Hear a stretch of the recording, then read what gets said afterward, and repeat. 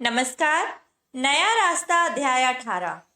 देखिए, अध्याय 17 में हमने पढ़ा था कि मीनू अपनी सहेली नीलिमा के घर जाती है उसके बेटे के नामकरण संस्कार में, और वहां पर उसे अमित दिखाई देता है और फिर उसे अमित के बारे में नीलिमा के द्वारा उसके विवाह के टूटने की बात पता चलती है। और जैसे ही कार्यक्रम समाप्त होता है, मीनू वापस अपने हॉस्टल चली जाती है और फिर अमित नीलिमा से बातें करता है और उसके बारे में पता चलता है कि वह कितनी उदास हो गई है उसकी शादी टूटने के कारण, जिसके कारण वह अपने पैर पर खड़े होने की ठान ली है और वकालत की पढ़ाई शुरू की है। अब आगे देखिए, मीनू ने दूसरे वर्ष की वकालत की परीक्षा भी प्रथम श्रेणी में उत्तीर्ण कर ली। अब तीसरे वर्ष की परीक्षा के लिए वह कठिन परिश्रम कर रही थी। उसने सफलता की सीढ़ी तक पहुंचने के लिए दूसरी सीढ़ी पार कर ली। तीसरी सीढ़ी पार करने के लिए उसे कठिन परिश्रम करना था। उन दिनों उसके कॉलेज में खेल कूद प्रतियोगिताएं चल रही थी। मीनू ने उन प्रतियोगिताओं में भाग नहीं लिया था और कॉलेज में पढ़ाई भी नहीं चल रही थी। उसने सोचा कि वह नीलिमा के घर जाकर उससे मिल आए। पढ़ते पढ़ते वह थक चुकी थी, इसलिए वह उठी और नीलिमा के घर की ओर चल दी। वहां पहुंचने पर उसने देखा कि वह बिस्तर पर पड़ी थी। मीनू ने उसके सिर पर हाथ रखकर देखा। उसका शरीर ज्वर से तप रहा था। उसके पति सुरेंद्र जी उसकी दवाई लेने गए थे। घर में उस समय पालने में लेटे नन्हे अनूप के सिवाय और कोई नहीं था। उस नन्हे अनूप को रोता देखकर नीलिमा कपकपाती आवाज में मीनू से बोली, मीनू, अनूप को मेरे पास लिटा दो, बहुत देर हो गई है इसे रोते रोते। मीनू ने अनूप को नीलिमा के पास न लिटाकर पालने में झुलाकर ही उसे सुला दिया। इतने में ही सुरेंद्र जी नीलिमा की दवाई लेकर आ गए। मीनू को देखकर सुरेंद्र जी को लगा कि अब वे कुछ समय के लिए नीलिमा के पास मीनू को बैठाकर अपनी फैक्ट्री देखने के लिए जा सकेंगे।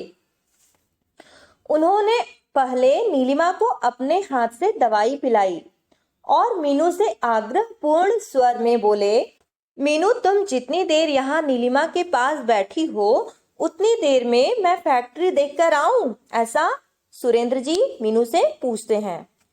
मीनू ने यह बात सहर्ष स्वीकार कर ली। मीनू नीलिमा के पास पलंग पर ही बैठ गई। सुरेंद्र जी फैक्ट्री चले गए थे। नन्हा अनूप अभी पालने में सो रहा था। मीनू को लगा कि नीलिमा तीव्र ज्वर से पीड़ित है, इसलिए उससे बातें करना उचित नहीं है। क्योंकि नीलिमा की तबीयत नहीं ठीक थी, तो मीनू को लगा कि उससे ज्यादा बात नहीं करना चाहिए। उसने पास पड़ी एक पत्रिका उठाकर पढ़नी शुरू कर दी। पत्रिका यानी कि मैगजीन उठाकर उसने पढ़ना शुरू कर दिया। नीलिमा को दवाई मिलने से कुछ आराम हुआ और उसे झपकी आ गई यानी नींद आ गई। मीनू उस पत्रिका को पढ़ने में व्यस्त रही। आधा घंटा नींद लेने के बाद चौंक कर नीलिमा ने आंखें खोली। मीनू को पास बैठी देखकर नीलिमा बोली, अरे मीनू, मुझे तो नींद आ गई थी, तू अकेली बैठी बैठी बोर हो गई होगी। तो मीनू बोलती है, नहीं नीलिमा, मैं तो आराम से बैठी पत्रिका पढ़ रही थी। हाँ, यह तो बता, अब तेरी तबीयत कैसी है? तो नीलिमा बोलती है, अब तो कुछ आराम महसूस हो रहा है, बदन में दर्द भी कम है। नीलिमा ने धीमी आवाज में कहा, और मीनू, तुम्हारी पढ़ाई कैसी चल रही है? आजकल तो खूब व्यस्त होगी पढ़ने में। वकालत की अंतिम परीक्षा है इस वर्ष, ऐसा नीलिमा कहती है। तो मीनू बोलती है, हाँ नीलिमा, अभी तक दोनों वर्ष की परीक्षा मैंने प्रथम श्रेणी में ही उत्तीर्ण की है। देखो इस वर्ष क्या होता है। तो नीलिमा बोलती है, इस वर्ष भी प्रथम ही आओगी। जो इंसान परिश्रम करता है उसका फल अवश्य मिलता है। और हाँ मीनू, पिछले महीने अशोक भैया अमेरिका चले गए हैं। अभी तो 2 वर्ष के लिए ही गए हैं। तो मीनू बोलती है, क्या अमेरिका पढ़ने के लिए गए हैं? तो नीलिमा बोलती है, हाँ, अभी तो पढ़ने के लिए गए हैं, परंतु वहां जाने के बाद कौन लौट कर आता है? सब वहीं बस जाते हैं। तो मीनू ने अपने भाव व्यक्त करते हुए कहा, परंतु मैं तो इस पक्ष में जरा भी नहीं हूँ। सरकार हमारी पढ़ाई पर कितना पैसा खर्च करती है, और हम चंद पैसों के कारण विदेशों में जाकर बस जाएं।